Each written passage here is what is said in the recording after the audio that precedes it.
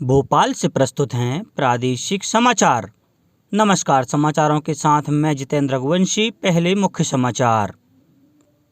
Railway में 1,40,000 रिक्त पदों पर भर्ती का अभियान आज से शुरू होगा। भोपाल में नए कृषि कानूनों के समर्थन में आज होगी किसान चौपाल। धीरे धीरे काबू में आ रहा है कोरोना संक्रमण। देश में स्वस्थ होने की दर लगभग 95% हुई। और प्रदेश में मावठे से किसानों के चेहरे खिले। बादल साफ होने के बाद ठंड बढ़ने के आसार। अब समाचार विस्तार से।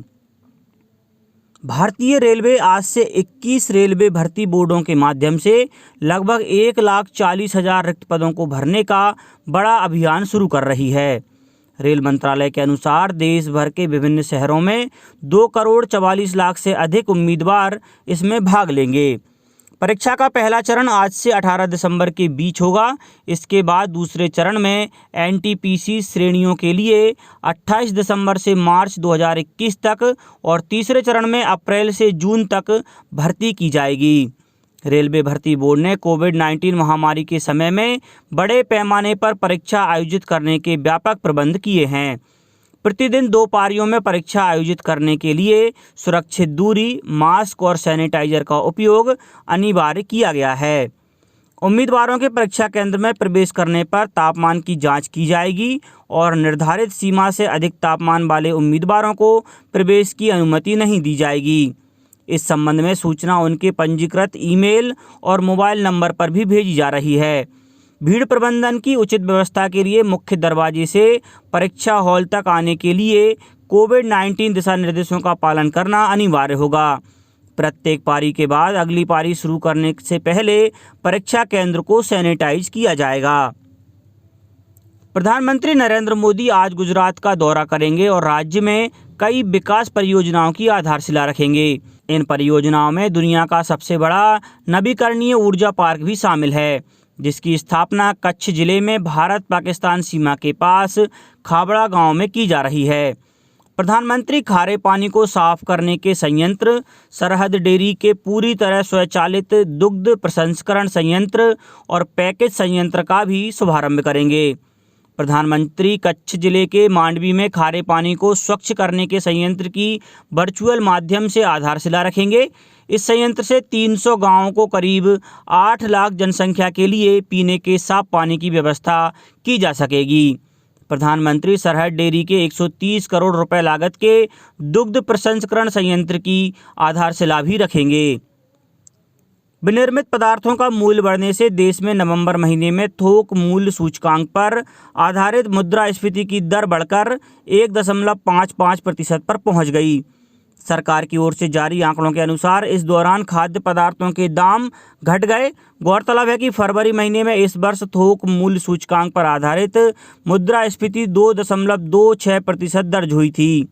इसके बाद से मुद्रास्फीति में सर्वाधिक वृद्धि नवंबर महीने में हुई है। भोपाल के भेल दशहरा मैदान में आज केंद्र सरकार द्वारा नए कृषि कानूनों के समर्थन में किसान चौपाल आयोजित किया जाएगा।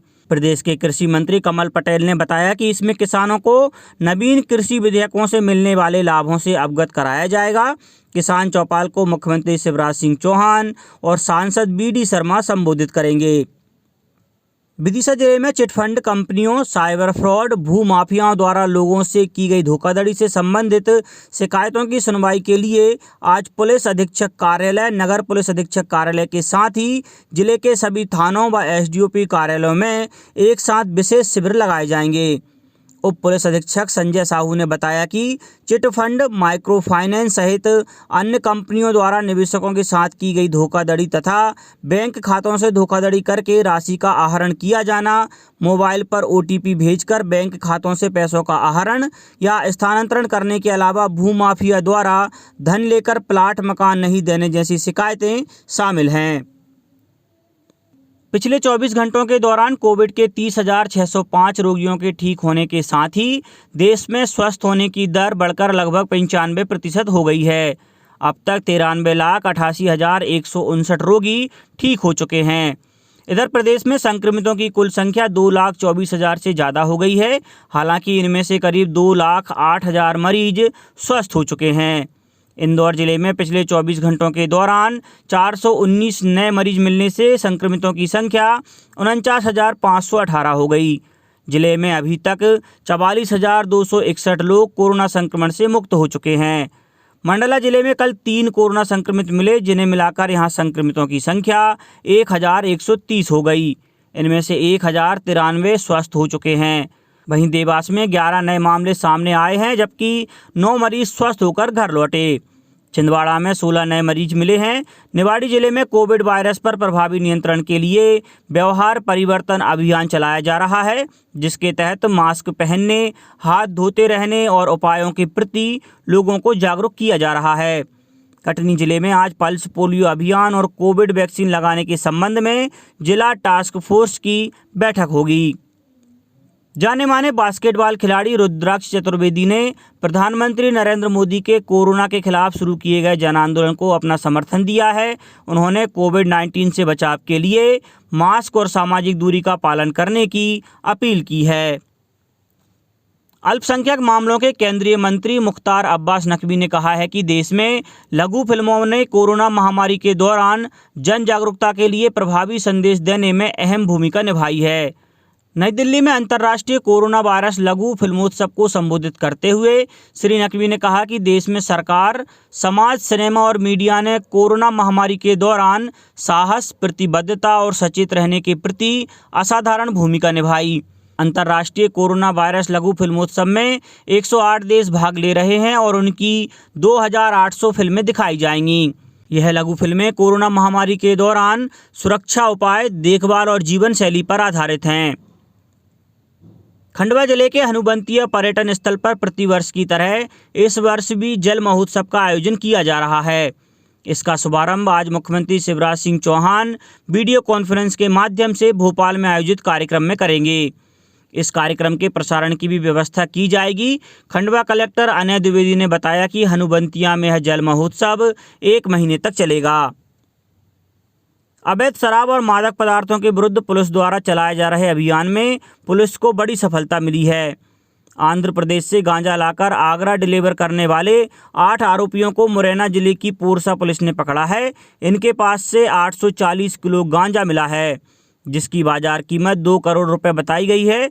पुलिस ने 8 आरोपियों को गिरफ्तार कर लिया है, जबकि एक तस्कर फरार हो गया। अब बात मौसम की। प्रदेश में पिछले 3 दिनों से रुक रुक कर गिर रहे मावठे से सर्दी का एहसास बढ़ चला है। भोपाल सहित कई जिले पूरी तरह से कोहरे के आगोश में हैं। कटनी और रायसेन में बारिश से किसानों के चेहरे खिल गए हैं, क्योंकि मावठे की बारिश रबी फसलों के लिए लाभदायक बताई जा रही है। मौसम विभाग के मुताबिक वातावरण में नमी कुछ कम होना शुरू होगी। इससे दिन के तापमान में कुछ बढ़ोतरी होने लगेगी। साथ ही रात के तापमान में गिरावट होगी। बादल छटने के बाद चलने वाली ठंडी हवाओं से प्रदेश के अधिकांश स्थानों पर कड़ाके की ठंड शुरू होने की संभावना है। मौसम विभाग ने इंदौर, उज्जैन, अशोकनगर, ग्वालियर, गुना, छतरपुर, रायसेन, विदिशा, भोपाल, राजगढ़, जबलपुर, होशंगाबाद और सीहोर जिले में घना कोहरा छाने की संभावना जताई है। अब कुछ समाचार संक्षेप में। डिंडोरी कलेक्टर बी कार्तिकेयन ने सभी हितग्राहियों के लिए आयुष्मान भारत योजना के कार्ड बनाए जाने के निर्देश दिए हैं।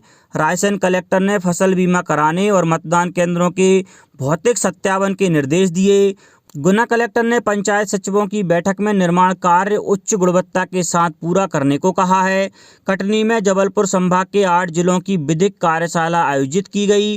राजगढ़ कलेक्टर ने कहा कि बोर्ड परीक्षा वाले शिक्षकों को ईवीएम और स्वीप कार्य में नहीं लगाया जाए। और सोमवती अमावस्या के अवसर पर बड़ी संख्या में श्रद्धालुओं ने कल खंडवा, सतना, छतरपुर सहित कई जिलों में नदियों में आस्था की डुबकी लगाई। अंत में मुख्य समाचार एक बार फिर। रेलवे में 1,40,000 रिक्त पदों पर भर्ती का अभियान आज से शुरू होगा। भोपाल में नए कृषि कानूनों के समर्थन में आज होगी किसान चौपाल। धीरे धीरे काबू में आ रहा है कोरोना संक्रमण। देश में स्वस्थ होने की दर लगभग 95% हुई। और प्रदेश में मावठे से किसानों के चेहरे खिले। बादल साफ होने के बाद ठंड बढ़ने के आसार। इस बुलेटिन में इतना ही। घर पर रहिए, सुरक्षित रहिए और सुनते रहिए प्रादेशिक समाचार। नमस्कार।